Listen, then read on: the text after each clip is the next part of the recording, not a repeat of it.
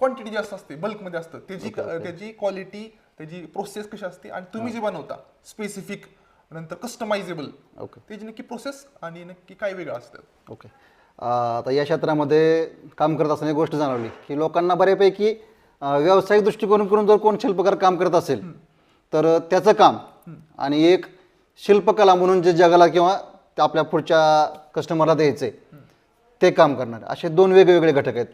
काही शिल्पकार फक्त व्यवसाय करायचा आहे म्हणून काम करत असतात आणि त्या अनुषंगाने ते काम त्या पद्धतीनं पूर्ण करतात. पण जो शिल्पकार की मी काहीतरी इतरांपेक्षा वेगळं करतोय हे दाखवण्यासाठी शिल्पकला करतो का नाही, किंवा माझं काम हे उत्कृष्ट दर्जाचं आहे, ते शिल्पकार वेगळे असतात.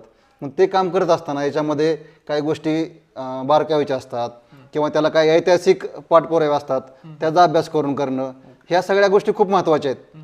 जर एखादं शिल्प लागलं तर आता ठीक आहे, एक कस्टमाइज म्हणून एखाद्या घरी लागलं तर ते त्या घरच्यांपुरतं किंवा त्यांच्या नातेवाईकांपुरतं ते मर्यादित राहील.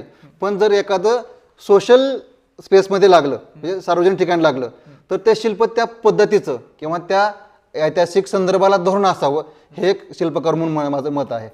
संपूर्ण व्हिडिओ पाहण्यासाठी आमच्या यूट्यूब चॅनलला भेट द्या.